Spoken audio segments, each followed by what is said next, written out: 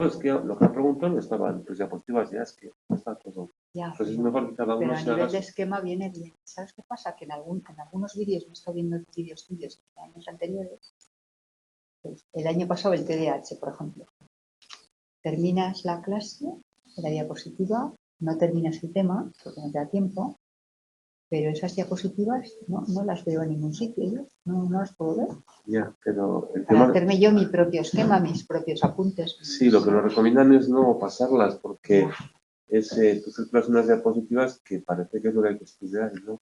Ya. ¿Sabes? No, yo me iré viviendo el mismo tema, me lo iré viendo en años anteriores, a ver si en alguno Sí, pero las pillo todas. Bueno, creo que preguntaba ahí. sí, no, yo ya entiendo, sí, que más otros años también las piden, pero yo no veo el problema de que luego se hace un... Oye, que esto no entra, me han preguntado esto y no está en tu diapositiva, ya es que no está todo, ¿sabes? Ya, claro, porque... Bueno. No, es un poco los conceptos, ¿no? Que sí, que eso ya Está lo muy bien entiendo para... yo. Hoy vamos a ir rápido por la primera parte para llegar a la segunda. Diferentes sistemas de clasificación, eso es. Esa primera parte tiene como más de... que es una clasificación, que es un diagnóstico, y todo eso viene bien, ¿no? Esa clasificación es procedimiento para construir agrupaciones de categorías. El sistema de clasificación es el resultado diagnóstico. Recuerda, síntomas es lo que la persona nota o refiere, signos es lo que se ve desde fuera. Y entonces, ¿qué es lo que se llama identificar? Yo tengo un grupo de diagnósticos y digo, esta persona encaja en este diagnóstico. O sea, esta clasificación, sistema de clasificación será resultado diagnóstico y identificación. Es decir, por ejemplo, una depresión pues tiene que tener tantas características y identificar situar al individuo en un sistema de diagnóstico. Nosología, clasificación de enfermedades. Y esto es importante que aparece a lo largo de la lección, la taxonomía. Cuando hay a categorías naturales, o sea, que comparten categorías naturales, taxonomía, ¿no? Es decir, no es una arbitraria, sino, por ejemplo, pues taxonomía. Imaginaros cuando cogemos los trastornos, sobre todo se ve más claro en el CIE de base orgánica, pues estás viendo cuáles son, es decir, una taxonomía que tienen en común que la base es una lesión en el cerebro. Y una categoría arbitraria no hay un blog de noticismo, es una categoría que hemos creado nosotros, pero que no tiene una base común. ¿Vale?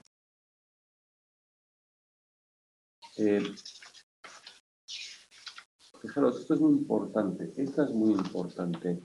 Clasificación categorial o dimensional. Se basa en tiene o no tiene. ¿Tiene estas características o no tiene? Mientras que dimensional... Lo siento, estábamos esperando en el aula 8. No pasa nada. Perdona. Dimensional se refiere, ¿os acordáis cuando hacemos la dimensión de ansiedad, de depresión? Son dimensiones y puedo tener un nivel de ansiedad muy elevado, puedo irme recuperando, y al mismo puedo tener un ánimo incluso muy elevado, neutro y bajando. Eso sería dimensiones. Y claro, cuanto más me aleje, las dimensiones son peores. En cambio, categorial se refiere a la presencia de signos y síntomas, ¿no? Es decir, ¿hay o no una esquizofrenia? ¿Hay o no una demencia? ¿Hay o no una lesión del lóbulo frontal? Y si veis, los criterios de los manuales tienen la mayoría tantos de tantos. Por ejemplo, 5 de 9. Entonces, en el nomotético es 9 de 9 y en el politético dices, bueno, pues tenga 5 de 9. Es decir, te coloco una serie de criterios y dices, bueno, con que cumpla tantos de tantos sería un planteamiento politético y nomotético es que todos. Entonces veréis que en el CIE y en la 11 cuando ponen características, sobre todo son estos enfoques categoriales, aunque intentan meterle un poco de dimensión. Leve, depresión leve, moderada, grave. Y lo único, la depresión tiene que tener tantas de tantas, ¿vale? Y digo, este es un primer acercamiento. Vamos a ver varios a lo largo de la lección. ¿eh? Bueno, en lo de la actitud antidiagnóstica, ¿os acordáis que aquí hubo en Europa la antipsiquiatría y se cerraron los psiquiátricos y se decía que era una invención social? Y esto del diagnóstico es no quitar. Pero recordad los primeros manuales, cuando veis DSM, clasificación americana de enfermedades, 1, 2, 3, 3R, 4 texto revisado, 5 el actual. ¿Vale? Y hay una versión más avanzada, pero que no la estudiáis el 5. Y entonces lo que ellos van a decir para los autores es importante que haya sistemas de clasificación, por muchos motivos. Uno, para entendernos, ¿no? Dos, para favorecer la investigación. Estamos evaluando un tratamiento para la depresión. Luego, para hacer predicciones. Si lo que tiene esta persona es un trastorno de ansiedad o si lo que tiene es una esquizofrenia, posiblemente la evolución será peor que probablemente en la esquizofrenia. Si lo que tiene es un trastorno de alucinaciones provocado por el consumo de tóxicos o tiene una esquizofrenia, cambia. En el primer caso, cuando pasa un tiempo sin consumir tóxicos, es esperable que eso desaparezca. En el segundo caso, es una enfermedad crónica que puede avanzar hacia un deterioro. ¿Vale? Y luego, para hacer un diagnóstico más preciso, predecir el curso, un poco lo que os decía. Entonces sí que están a favor de que haya clasificación. Esto es importante, modelos jerárquicos, categoriales, dimensionales y circunstanciales. Vamos a ver un poco esto. Y el sistema categorial agrupa trastornos en tipos de categorías en base a criterios como rasgos definitorios. Es decir, ¿qué es un trastorno límite de personalidad? Pues una tal, tiene estas características. Y cuando dice que incluye elementos dimensionales, veréis que muchos trastornos hablan de niveles de gravedad. Leve, moderado, grave. ¿Entendéis? Sistema dimensional, no creo, volviendo a lo que decíamos antes, ¿no? Desde muy nervioso, o sea, un nivel de ansiedad muy elevado, a ir bajando hasta una estabilidad. O un ánimo muy elevado, algo elevado, neutral, a eso se refiere, ¿vale? Y ambos sistemas son complementarios. Bueno, vamos un poco a autores Kraepelin, Freud, que es un poco más histórica. Eisen que estuvo en Pamplona, por cierto. ¿Quién? Eisen, yo lo conocí a Eisen y pasé un día con él, diciéndole Pamplona, Bilbao, estas cosas. Y entonces, esto es importante, hemos visto los categoriales, los dimensionales, y ahora vamos a ver nuevos modelos, que es muy importante conocerlos, ¿vale? Cuando estudiamos la ansiedad, cuando estudiamos la depresión, vamos a ver que son muy importantes. Y luego todo el sistema transdiagnóstico. Recordar, si ahora vais a un centro de atención primaria con un trastorno de ansiedad, lo normal es que o poco a poco vayan entrando psicólogos que trabajen con programas basados en módulos transdiagnósticos. Significa que entienden que hay alteraciones comunes a los trastornos de ansiedad y a los trastornos emocionales y el programa es parecido. ¿Vale? Y luego, recordar high-top, recordar de abajo a arriba, de arriba a abajo, tenemos un poco tres grandes hitos, o sea, tres grandes. ¿Cómo se relaciona ansiedad y depresión? Muchas veces a la gente le sorprende. Yo he ido con un trastorno de ansiedad y me han dado un antidepresivo. ¿Y esto por qué? Pues porque, se explicará hoy bien, hay un elemento o una dimensión común a la ansiedad y la depresión, que muchas veces tiene que ver con lo cognitivo, con el malestar, y en cambio lo que haces con un antidepresivo es que la persona le dé menos vueltas a la cabeza y esté un poco más optimista y vea las cosas más factibles. ¿Vale? ¿Sí? ¿Está ahí?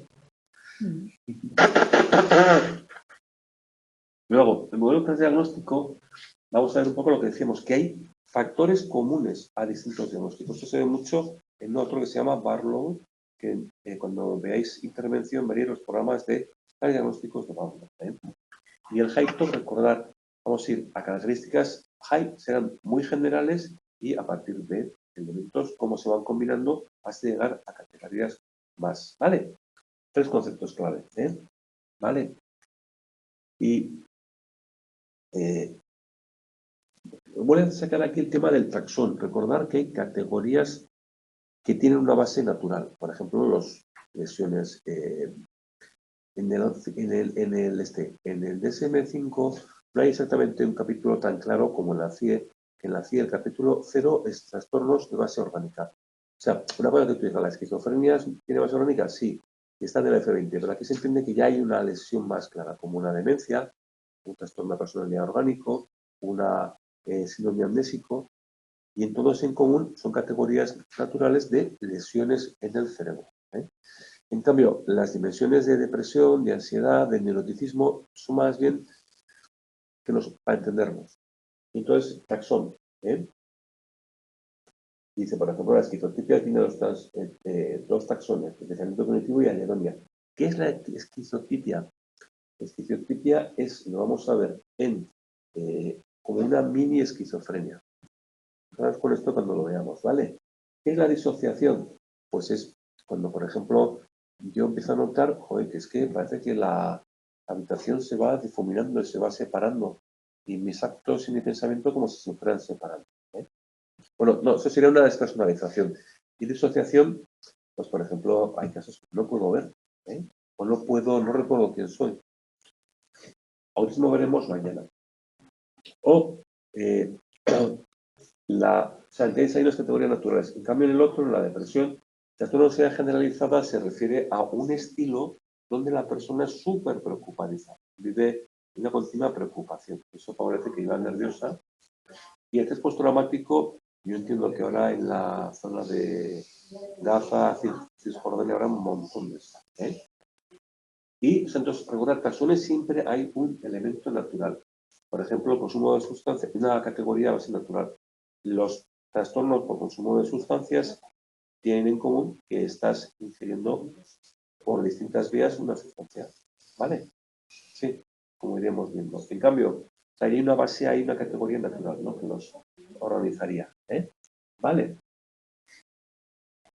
Entonces, recordar, aumento de actividad clasificatoria por efecto cognitivo conductual y desarrollo de fármacos. Recordar que los manuales del DSM cada vez son más grandes. Y recordar el CIE de la US y el DSM de la APA, al principio, recordar, es que pone F tanto y luego pone 235,79. ¿Qué es esto? Pues que tenían códigos distintos. Y ha habido un acercamiento y por eso ahora se tiende a emplear más en los de la CIE. Otra cosa es que, como manual de psicopatología, el del DSM es muchísimo más completo. ¿Vale? Pero, Te acabas volviendo de loco, ¿qué? ¿qué? Te acabas volviendo de loco. No, Entre no, el no, no. DSM y el... Pero solo y lo el más CIE. importante, la OMS. Lo que pasa es que hay un acercamiento y cada vez se ve que hay trastornos más o menos compartidos por unos y por otros, o sea que se parecen bastante los temas Pero siguen sin unificar y tienen cosas distintas. Hay eso, A la por hora de ejemplo, examen y cosas de esas, lo que tiene... claro, por ejemplo, hace un poco comentábamos la esquizotipia, que en el DSM-5 está dentro del grupo de ¿cómo se dice? Los trastornos de personalidad y en el otro está metido dentro de la psicosis. O, por ejemplo, hay trastornos o que, por ejemplo, ¿os acordáis que decíamos la semana pasada el trastorno ansioso depresivo muy típico en la atención primaria? Que es una ansiedad que no es muy grave, una depresión que no es muy grave combinada, y que esto se ve bastante en atención primaria. ¿Vale? Ya, y eso, que un manual lo tiene y el otro profesor. Bueno, esto es un poquito de historia. Y sí que viene a decir que en los primeros manuales había bastante concepto, con el peso de la teoría del psicoanálisis, ¿no? DSM-3 ya tiene más peso, o sea, los primeros eran más teóricos, ¿no? Y más, bueno, son las categorías, pero sepa que lo importante no, pues será, se ve la importancia. Pasado en Krepelin lo veremos también cuando veamos la esquizofrenia. Acordaros, la demencia precoz. Y los criterios RDC lo vamos a ver también. Entonces, todos los trastornos en uno y en otro manual tienen criterios de inclusión, y además en el DSM te va a dar diagnóstico diferencial. Por ejemplo, ¿en qué se diferencia un trastorno psicótico agudo transitorio de una esquizofrenia? Pues que no dura un mes y a partir de ahí, con síntomas total, cambiamos a otro. Con síntomas de esquizofrenia, cambiamos al otro, o a eso se refiere, ¿vale? O tú dices, es que estas alucinaciones son debidas al consumo de tóxicos, pues entonces no puede ser una Psicosis es un trastorno psicótico inducido por sustancias que cuando dejas las sustancias desaparecen. ¿Vale? Es el tema de 5 ejes, saber cómo es la PEC, pero imagino que lo seguirán utilizando. Recordar, el DSM-5 no lo tiene, pero sin embargo se siguen empleando mucho este sistema de ejes y por otro lado, no, a ver si, ¿sabes? Es que a veces... No, porque está la tabla en medio. No, sí, pero a veces hay una barra y toma, Sí, sí. Sí, y además, estás grabando y dices, me cago en la... Bien, entonces recordar, hasta el año pasado en la PEC preguntan esto, que es 1 y 2, recordar que en el DSM-5 aparecen en el mismo capítulo. Son todos los trastornos en el 1 y trastornos de personalidad y del desarrollo en el 2. 3 y 4 hay, sí, hay problemas físicos, ¿cuáles? Problemas psicosociales o estresores, ¿cuáles? Por perder el trabajo, se han separado, tal. Problemas físicos tienen una diabetes. Y el 5 es una escala del 0 a 100, donde tú colocas el valor que ves que tiene de 0 a 100 el funcionamiento de esa persona. 0 a 100, ¿vale?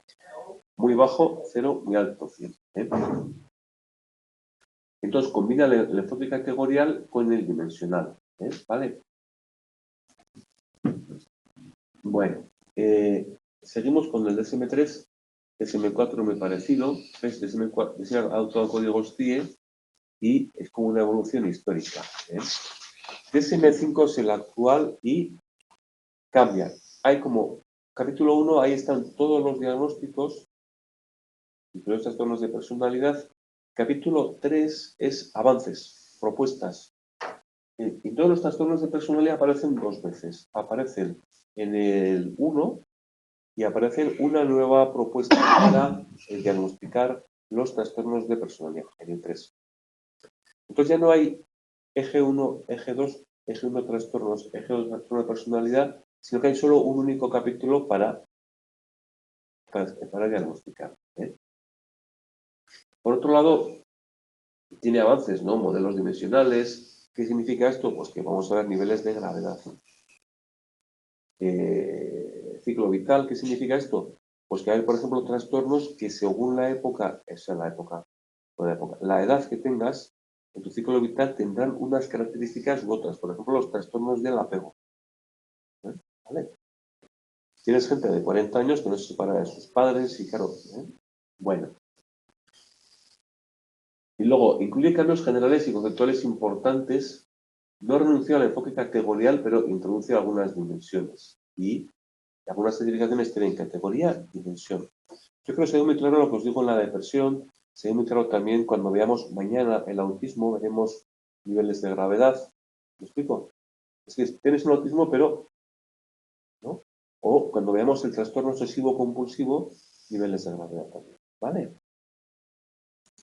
Bueno. Perdón, una pregunta que tengo acerca del TOC, en el tema, no sé exactamente dónde salía, decía que era un trastorno Sintónico y egodistónico, sí. No acabo de entender el concepto. Porque... Egosintónico y egodistónico. Está en sintonía con lo que tú piensas o no, joder, yo por mí no lo haría. Entonces, la sensación con el TOC es que tienes que hacer, imagino, yo llego aquí, joder, entonces sentarme, me delante si es que tengo que limpiar 30 veces la mesa. Yo por mí no lo haría, pero me lo paso tan mal si no lo hago que ego distónico. Y en cambio, ego sintónico, ya verás, bueno, a mí me parece maravilloso y es que, joder, hay que limpiar bien todo porque es muy fácil enfermar y estoy convencido de ello. 30 y luego, entonces, ego sintónico coincide con lo que yo pienso, ego distónico no coincide, pero joder, es que lo hago porque si no lo hiciera el malestar sería, ¿entiendes? Sí, eso entiendo, pero en mi libro ponía que cuanto más se alejaba la autoimagen de los síntomas, era que el paciente tenía más consciencia de la enfermedad. Claro. Yo pienso un ejemplo, digo, una persona que se cree súper honesta, ¿no? Sí. La autoimagen es honestidad y sin embargo está todo el día mintiendo, es el síntoma. Eso se aleja mucho, ¿no? Y no. ella entonces no es consciente de lo que No, hace. son dos cosas distintas. Una cosa es conciencia de enfermedad o insight, que igual te des esa palabra, es hasta qué punto yo me doy cuenta que tengo una enfermedad.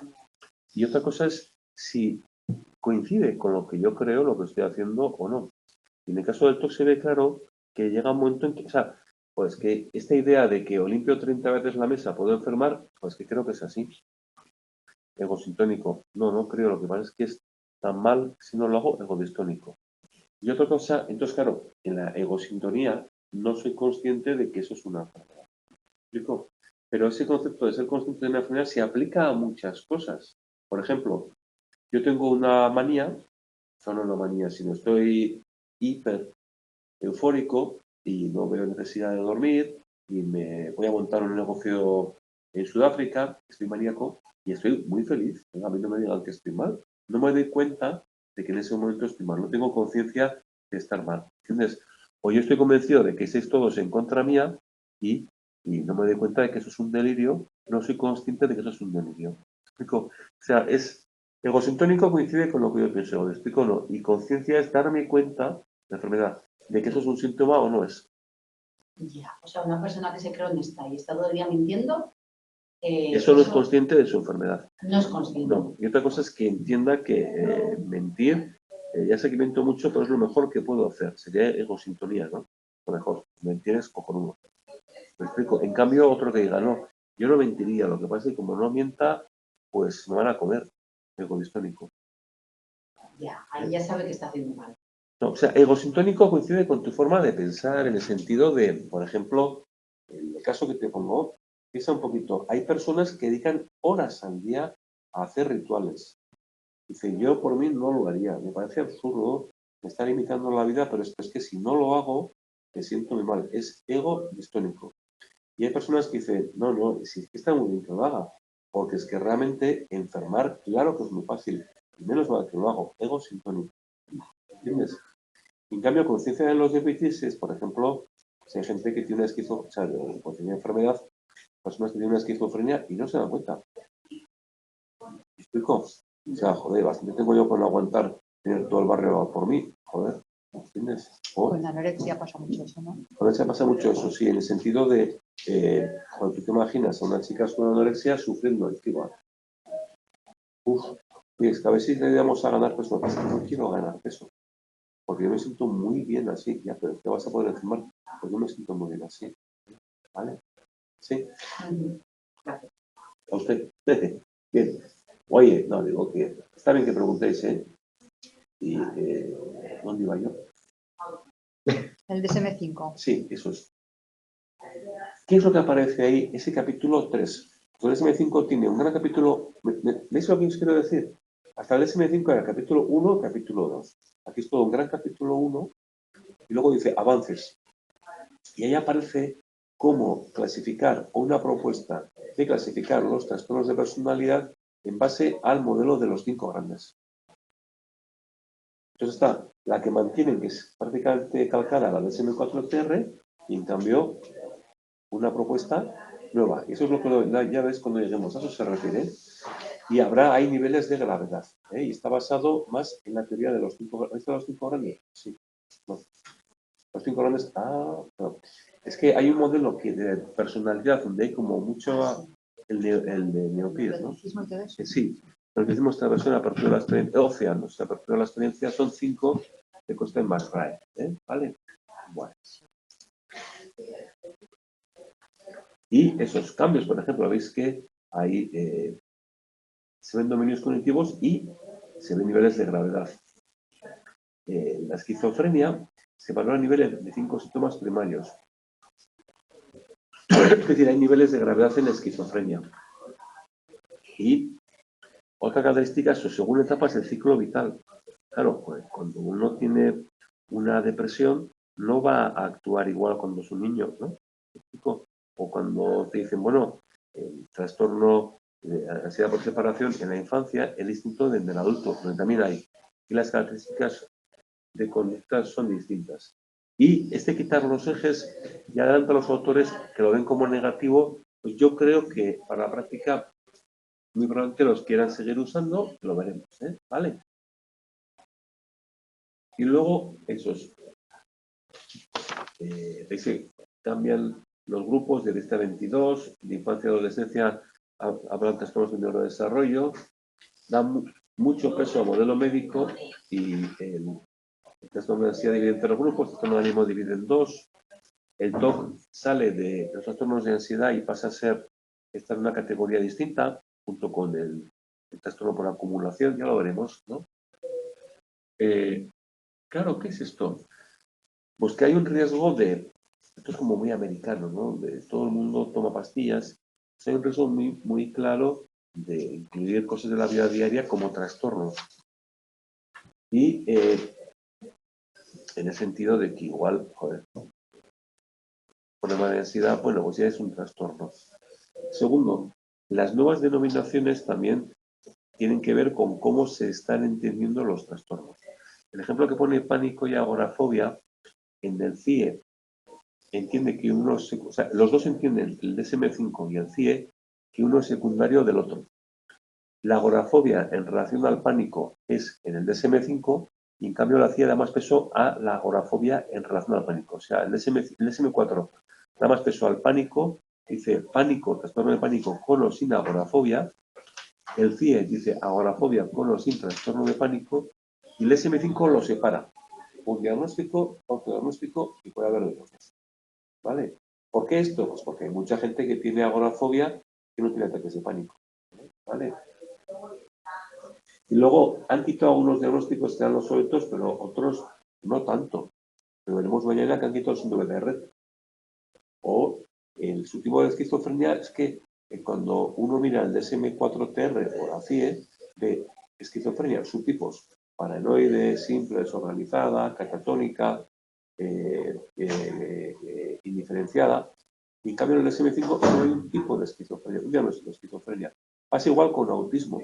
En tu grupo de trastornos del desarrollo, del desarrollo, había varios diagnósticos, Asperger, el síndrome de Rett, que lo quitan, y aquí solo dejan uno, autismo. ¿Entendéis? Que lo meten en el TEA, el de red. Todo, no, lo eliminan. Espectro. El espectro lo eliminan y por otro lado probablemente lo entiendan más como un trastorno neurológico. Y por otro lado solo hablan de autismo. Ya lo veremos. Solo autismo. ¿Vale? Sí. Y ya no es el Asperger como diagnóstico F, me parece F80, no, es otra cosa.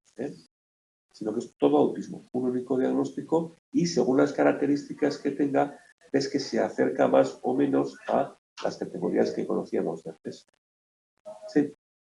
Entonces, eso los autores no están muy de acuerdo, porque han eliminado a veces algunas subclasificaciones. Puntos más críticos, creación de nuevos diagnósticos y reducción de umbrales.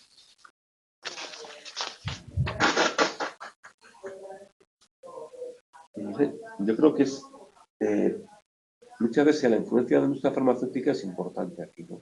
Y, por otro lado, como más peso a lo biológico y la Asociación Británica de Psicología dice que habría que dar el enfoque biopsicosocial. Se critica eliminar los 5 ejes y lo que sí valoran los autores es que haya conceptos dimensionales, leve, moderado, grave, etc. ¿Vale? O sea, si vais viendo los modelos que os decía, cada vez hay más trastornos y no puede ser. Entonces, problemas que antes igual se entendía que en una timidez un poco más grande ya es una fobia social, porque se incluyen en fobias sociales, ¿no? Y usted tiene que ver lo mismo con la industria farmacéutica, lo mismo los modelos, muchos modelos pues que es el modelo de la serotonina de tal. Que a esa persona o personas que tienen un trastorno como ese les dieron serotonina, mejoraron, ya tenemos el modelo. Un poco circular, ¿vale? Sí. Bueno, seguimos. La CIE 11 no intenta integración diagnóstica, continúa enfoque categorial, un poco diversional, clasifica trastornos mentales en grupos de trastornos mentales de comportamiento de neurodesarrollo y es prácticamente muy parecida una clasificación de la otra. Más que la CIE es un librito pequeño y la SM5 es un manual que tiene explicaciones, que tiene prevalencia, que tiene un diagnóstico diferencial. O sea, no solo te coloca la característica, sino que te la describe. ¿Vale? Bueno. Bueno, y aquí tenéis esos cambios que ha habido, ¿no? Bueno. Hasta ahí hemos dicho, recordar, signo, síntoma, hemos dicho taxonomías en el sentido de que hay una categoría natural frente a ponernos de acuerdo, ¿vale? Hemos llegado a este acuerdo. Hemos visto también todo el tema de un diagnóstico, otro diagnóstico, otro diagnóstico, y estos enfoques que te dicen que cumpla todos los criterios o que cumpla tantos de tantos. Y, por otro lado, que a veces se combinan con niveles de gravedad. ¿Vale? Hasta ahí es como si hubiéramos dicho este diagnóstico, este, y es como hace poco hablaba yo con un conocido y me decía, pues que esta persona tiene un diagnóstico de trastorno narcisista de la persona. Digo, no sé si lo tienen, si llega al nivel de trastorno, puede que no llegue a tanto como el nivel de trastorno. El caso es que crea muchos problemas, ¿vale? Sí. Entonces, otra manera de clasificaciones que nos vamos a encontrar a lo largo del libro. Dice, Hayton, taxonomía jerárquica de la psicopatología. Estructura jerárquica con niveles de generalización, espectros, subfactores, síndromes, trastornos, componentes y síntomas. O sea, lo más general y va bajando subfactores, síndromes, componentes y síntomas, ¿no? Entonces, estas categorías R, D o C dice que están sustentadas biológicamente. Creo que hay en ese libro, la página tenía por ahí. Bueno, algunos de los enfoques a ese habéis dado en psicología general. No, él hablaba de 3 grandes dimensiones de personalidad que además tenían una base biológica. El neuroticismo, su estabilidad, que tiene que ver con el sistema nervioso autonómico, el psicoticismo y la extraversión o introversión, que tiene que ver con el sistema nervioso central. Cuando se habla de la hiperactividad, que veremos también, una de las explicaciones es una búsqueda de estimulación. Cuando se habla de personas extravertidas frente a introvertidas, se habla de personas que buscan más estimulación para su sistema nervioso autonómico. ¿Vale? Los 5 grandes que antes comentábamos, aquí lo volví a retomar. ¿Os acordáis que son de Costa y Marray, que hay distintos modelos de personalidad y trastornos de personalidad, pero el de 5 grandes hay como 5, una confluencia en que sí, parece que acertaron o que hay más consenso en esas 5 grandes dimensiones. Esa misma apertura a la experiencia, el neuroticismo, esta versión, ser muy concienzudo, ¿no? Modelo Ocean. Ocean es en inglés. Bueno, entonces lo que ya adelantaba hace un par de diapositivas es que, recordad, el DSM-5 tiene un gran capítulo 1 y luego tiene avances. Y el avance es lo que os decía, el trastornos de personalidad en base a estos 5 grandes. Entonces, en lugar de describir un trastorno de personalidad típico de que tenga tantas de tantas, lo que hace es, dice, deterioro grave o moderado en 4 áreas de funcionamiento de la personalidad y luego que presente 5 rasgos, de las 25 facetas que presente 5. Según cuáles presente, se acercará más a los distintos subtipos de personalidad que vemos. Por ejemplo, a los de personalidad, a los distintos trastornos de personalidad. Por ejemplo, tenemos paranoide, esquizoide, límite. Cada uno tiene en el sistema DSM-5, capítulo 1, sus características. En este capítulo 3 dice, describen 6 trastornos, dice, hay en 4 áreas hay un mal funcionamiento y además hay facetas o, según presente, unas u otras se acercará más a un trastorno u otro de los que conocemos en el capítulo 1. Esto lo veremos cuando lleguemos, ¿vale? Recordar, basado en los 5 grandes, un modelo dimensional y una manera de entender los trastornos de personalidad, ¿vale? Muy importante este lenguaje de interiorizados y exteriorizados, muy importante. ¿Os acordáis cuando decíamos el otro día? Pues que los niños y las niñas, cuando están mal, pues mira, los niños tienden a pataletas, cabrearse, revolucionar la clase y las niñas a quedarse más apagadas hacia. Entonces, exteriorizados se refiere hacia el malestar sale en conducta exterior. E interiorizados es más hacia adentro, te quedas más apagado, más pesimista. Síndromes interiorizados dice problemas ansioso-depresivos, somáticas y de retraimiento. Interiorizados, conflicto con otros y con normas sociales. Los de excluyentes hay comodidad de ambos grupos. Es decir,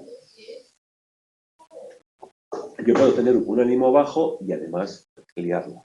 En mi conducta, pegar portazos. Entonces, yo puedo tener un problema muy fuerte de ansiedad interiorizado y beber mucho alcohol exteriorizado. ¿Vale? Entonces, recordar, unos son más hacia el interior, otros son más hacia el exterior. ¿Vale? Son mucho. Ya ves que estamos grandes grupos diagnósticos clasificándolos en dos grandes. ¿Entendéis? Mejor dicho, grupos diagnósticos clasificándolos en dos grandes grupos. Más hacia que el malestar sea hacia adentro o más hacia que sea al exterior. Una persona que cuando está mal se encierra en casa y no habla con nadie, está pensativo y tiene depresión, es un trastorno interiorizado.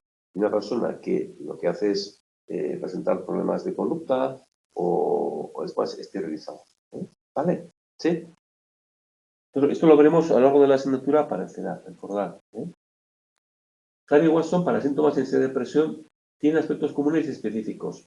Bajo afecto positivo en depresión, elevada activación fisiológica en ansiedad, pero tendrán un elemento común. Los dos tienen un alto afecto negativo, o sea, me lo estoy pasando mal. O es la palabra disforia. Entonces, alto afecto negativo y, por otro lado, elevada activación fisiológica, ansiedad. Bajo afecto positivo, depresión. Y un síndrome ansioso depresivo que haya de las dos. Por eso os decía que tú te vas a un antidepresivo cuando hay un problema de ansiedad. ¿Por qué? Porque hay elementos comunes. Entonces, este modelo, Brown dice, tiene el modelo de trastornos de ansiedad y depresión. Se parece bastante, dice, alto afecto negativo y elevada activación autonómica, trastorno de ansiedad. Y alto afecto negativo y bajo afecto positivo, trastorno depresivo. Es decir, la ansiedad como síntoma, se entiende así. Y lo único que hace Brown es los trastornos de ansiedad, o sea, cuando estamos en la zona roja, sería un alto afecto negativo y elevada activación autonómica y bajo afecto positivo. ¿Vale?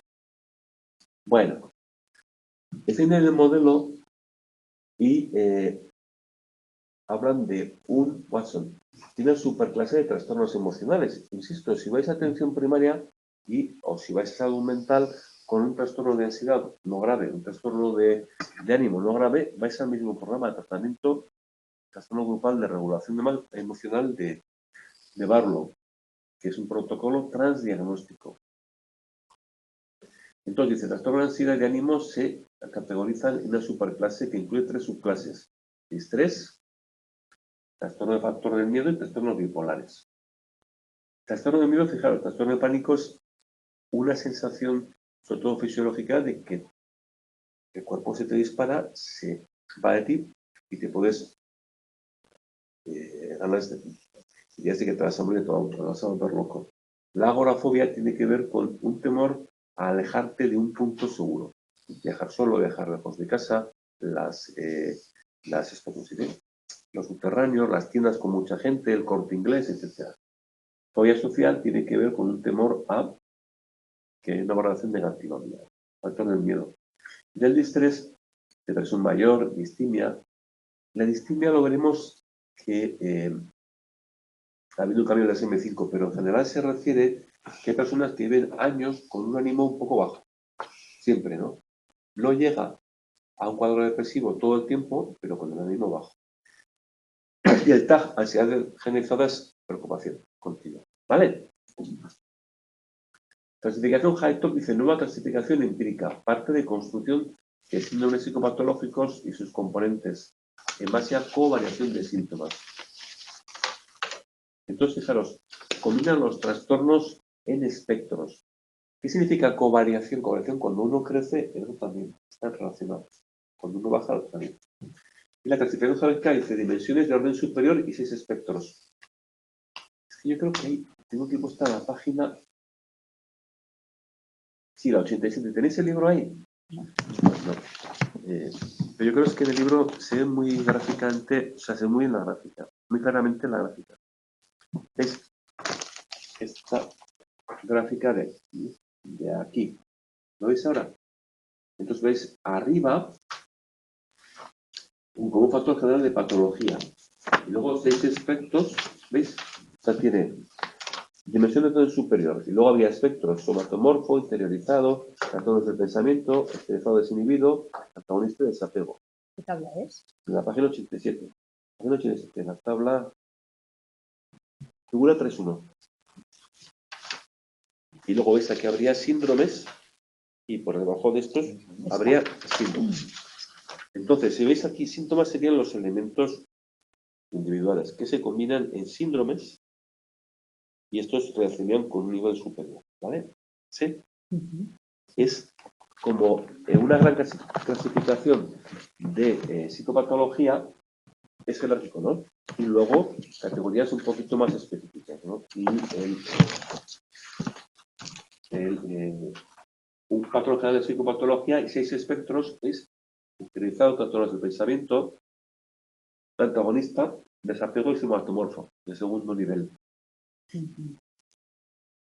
Y, por ejemplo, dice, el espectro de afecto interiorizado, que sería este de aquí, ¿veis? O sea, este de aquí, tiene aquí, este espectro tiene 1, 2, 3, 4, 5. Tendría factores de distrés, miedo, manía, patología alimentaria, problemas sexuales. ¿Qué es lo que está diciendo esto? Pues que, lejos de hablar de categorías separadas, va viendo que hay factores comunes y que se pueden integrar.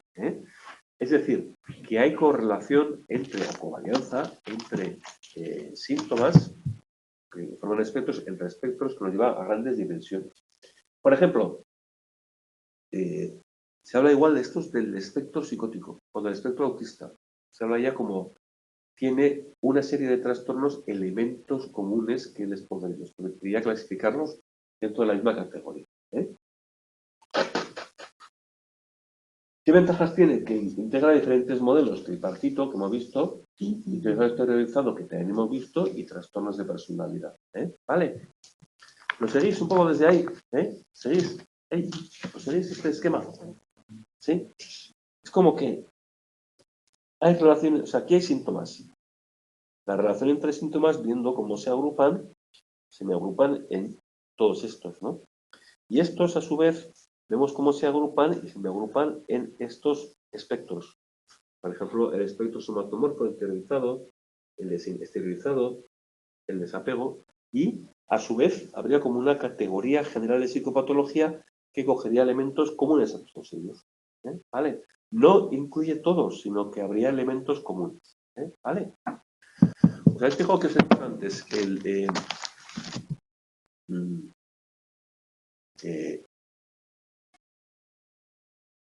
yo voy a, insisto, el ejemplo que os decía de la ansiedad y depresión, pero por ejemplo os decía también interiorizado, exteriorizado. Y interiorizado metemos los trastornos de ansiedad, metemos la depresión, exteriorizado estamos metiendo las adicciones, estamos metiendo los problemas de conducta, ¿vale? ¿Sí? Bueno, ¿tiene esto? Sí. Cuando es, ¿has visto el análisis factorial? ¿Has visto? No. Sí. Recuerda bastante a esto, de más específico a más general. Entonces ya no es el sistema de clasificación del DSM-5 categorías, sino, oye, que hay elementos comunes. ¿Vale? ¿Sí? De hecho, pues cada vez se ve más, hay base, porque para una esquizofrenia se emplean modelos que venían también de la depresión. ¿Por qué? Porque hay elementos comunes. ¿Vale? El sistema R12, el enfoque dimensional, dice, busca crear el sistema de clasificación dimensional de base biológica y se fundamenta en promover investigaciones que puedan validar dimensiones definidas mediante medidas neurobiológicas y conductuales. Es decir, oiga, yo hago una clasificación y cada uno de los grupos tiene sus características biológicas. Ya tengo una base para decir, oiga, es que este grupo diagnóstico está bien sustentado porque tiene estas características biológicas. ¿Entiendes esto? Sí. Entonces, vamos a la página 88, que yo creo que se ve muy bien. ¿Veis aquí esta matriz? ¿Se ve? ¿Se ve? Entonces, en el lado de aquí pone dominios y aquí pone unidades de análisis, genes, moléculas, células, circuitos, fisiología, por un lado, y por otro lado, conducta y autoinformes. O sea, en base, o sea, que haya clasificaciones y que cada categoría tenga sus características propias biológicas y conductuales. ¿Explico? ¿Sí? ¿Se entiende o no lo quiero decir? O sea, ya no es las clasificaciones del DSM-5, sino son categorías que cada una tiene sus propias características biológicas y conductuales, que tienen como una gran base. Y esto no me lo estoy inventando al azar, que está aquí una base sólida. ¿Vale? Entonces habría, ¿veis? Genes, moléculas, células, claro, entonces cada diagnóstico tendría y conducta de autoinformes. Y vertical, 5 dominios o constructos que corresponden a circuitos cerebrales. No es un trastorno biológico. O sea, una clasificación no suena muy biológico todo esto. Es decir, cada trastorno tiene unas características, genes, moléculas, células propias. ¿No suena muy biológico todo esto?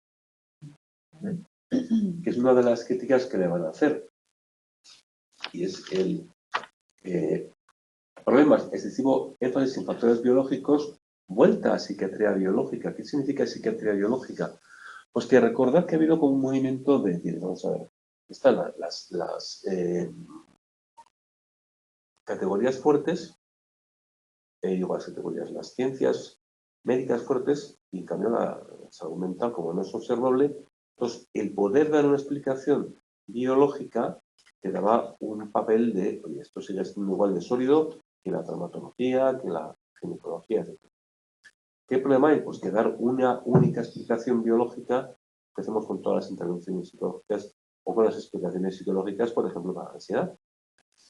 Entonces, este sistema da mucho peso a lo biológico. Y dice, ¿qué supuestos tiene? Pues que se basa en un sistema cerebral y conducta para entender los trastornos mentales. Y luego, por otro lado, dice, estructura dimensional en línea con que los circuitos cerebrales se distribuyen de forma continua. O sea, que da mucha base biológica y conductual. Por otro lado, que dice que los circuitos cerebrales pueden tener menor intensidad. Pero claro, es la crítica demasiado biológico todo esto, demasiado, ¿no? Claro, si yo creo que la ansiedad únicamente es un trastorno biológico, ¿qué tratamiento tengo que dar? O sea, lógico. Claro. Si en cambio digo, no, esto es multifactorial, puede entrar, ¿no? Incluso puede que en algunos casos lo que más peso tenga es, pero si digo, bueno, esto es una enfermedad. Claro, ¿cuánta gente está tomando en Pamplona ansiolíticos? Un montón. Muchas veces por falta de tiempo en las consultas, pero también ha habido un modelo de, ¿no? Diagnóstico, tratamiento, toma. ¿Vale? Hijo, me contaba, estuve en Estados Unidos este verano en un campamento como los monitores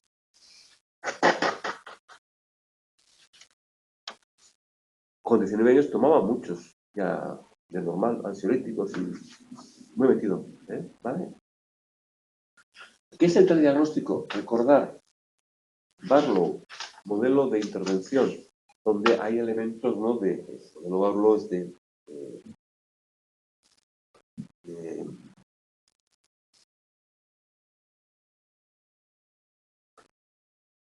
hay supuestos que tienen que ver con el estado emocional no vaya bien. Y si yo enseño a trabajarlos, esos procesos, para trabajar de otra manera, voy a mejorar ánimo, voy a mejorar estado de ansiedad, etc. Entonces dice, hay categorías, algunos dice, comparten de los dos. Entonces dice, busca determinar hasta qué punto un conjunto dimensional, procesos y factores o dimensiones apoyan un conjunto de trastornos comunes. Es decir, un conjunto de trastornos hasta qué punto tienen por debajo una serie de procesos que no van bien comunes. ¿No? ¿No? Decíamos antes que la ansiedad y la depresión tienen en común ese malestar y muchas veces esa manera de creencias de que la cosa no va bien. No va bien y hace que me deprima, no va bien y hace que vea peligro y vea nervioso. Entonces, tengo que trabajar creencias que me van a ser útiles para la ansiedad y para la depresión. Y esas creencias disfuncionales sería un proceso común a las dos. ¿Entendéis? Pablo aplica el enfoque a trastornos emocionales y de depresión, modelo TAS diagnóstico que se emplea mucho. Propone el neuroticismo como dimensión latente de vulnerabilidad a trastornos emocionales. El neuroticismo que lo tenéis en los distintos modelos de Eysen, lo tenéis en los 5 grandes, lo tenéis en Cattell, los que vais a estudiar en la UNED, los modelos de personalidad, la dimensión clave, una de ellas es neuroticismo, de que hay acuerdo. Tiene que ver mucho más con el sistema nervioso autonómico, que desde estar muy relajado a estar muy nervioso. Y no también a creencias, ¿no? De ver peligro, de que las cosas no van bien. ¿Vale? Indican este factor general aplicable a todos los trastornos como afecto negativo. Entonces, si una cosita del neuroticismo, recordar, se entiende, aparte de eso, que tiene una base biológica importante, innata. Nada más que luego, cómo lo lleve yo adelante. Bueno, es decir, que hay gente que desde crío ves que, joder, se tiende a mover, sería sistema nervioso central, pero se tiende a poner nervioso, sería un neuroticismo elevado. ¿Vale? Bueno, entonces, ¿de qué constructos psicopatológicos diagnósticos en trastornos emocionales y de depresión? La atención autofocalizada. A veces ves que, joder, una sensación de ansiedad o una sensación de que me está bajando el ánimo se convierte en una señal de peligro a la cual le presto mucha atención y eso va haciendo que me encuentre más nervioso y más triste. ¿Qué es la aparición de incontrolabilidad y impredecibilidad? Pues que tengo la sensación de que ni mis emociones ni mi vida puedo yo manejarla, que pueden venir de cualquier lado los problemas. Evitación emocional, tendencia a acción y conducta impulsiva impulsada por la emoción. Y evitación emocional a veces es que no quiero ponerme, sospecho que lo que tengo por delante es muy duro y entonces evito aterrizar sobre ello. Evitación emocional. Entonces, constructos unidos e implicados en evaluación negativas, intentar fracasar en el pánico, o por ejemplo lo que decíamos, que como me pongo un poco nervioso, esto se me dispara. O, como lo explico, a veces en la gente que tiene fobia social o en general trastornos de ansiedad, se condicionan y la primera señal de ansiedad, cuando estoy un poco nervioso, tener mucha atención y se acaba convirtiendo en una señal de peligro. Y ante notarme un poco, ¡paf! Un fogonazo de ansiedad que hace que aún esté más pendiente. ¿Qué es lo que se llama evitación emocional? Pues no quiero pensar en el tema.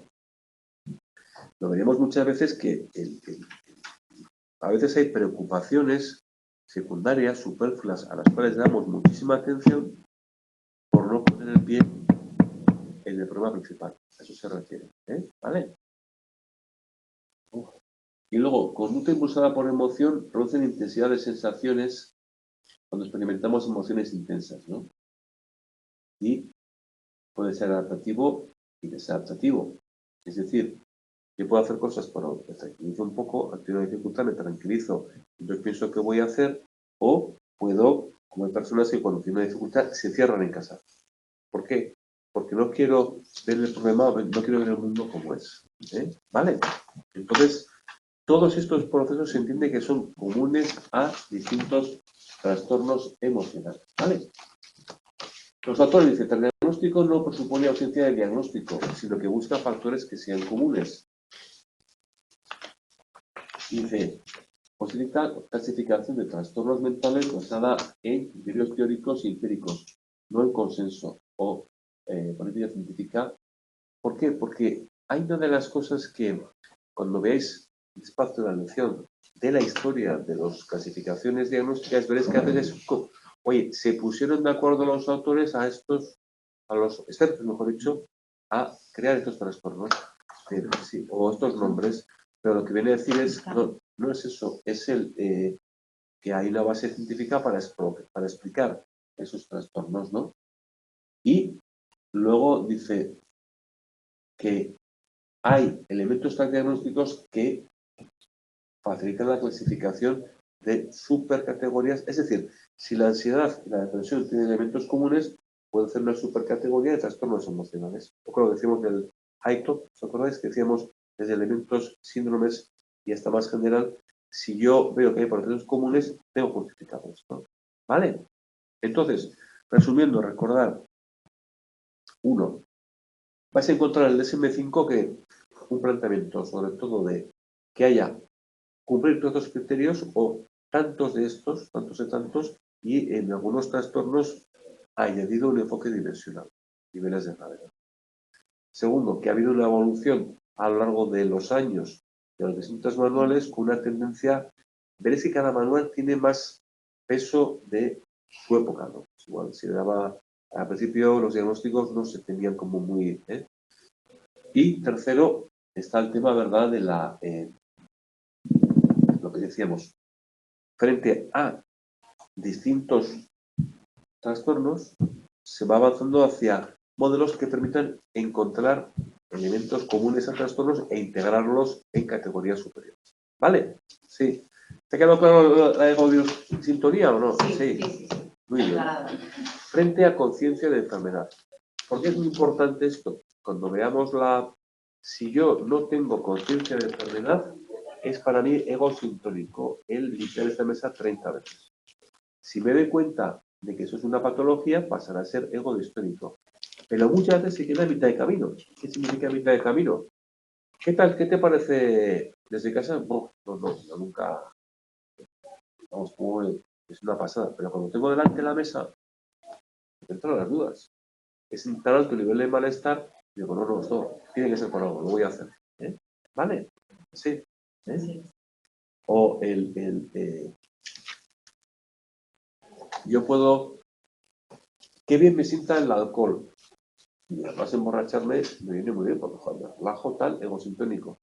Empiezo a ver, se me pasó la luna de miel, empiezo a ver que beber es un problema para mí, no es ningún disfrute. Empiezo a darme cuenta, y además empieza a ser algo ego-distónico estas creencias de que es maravilloso. ¿Vale? Muy bien. Bueno, vamos a ver si me puedo preparar esto. Vale, y entonces vamos a mañana otra vez con el autismo. ¿Vale? Sí, me gusta más.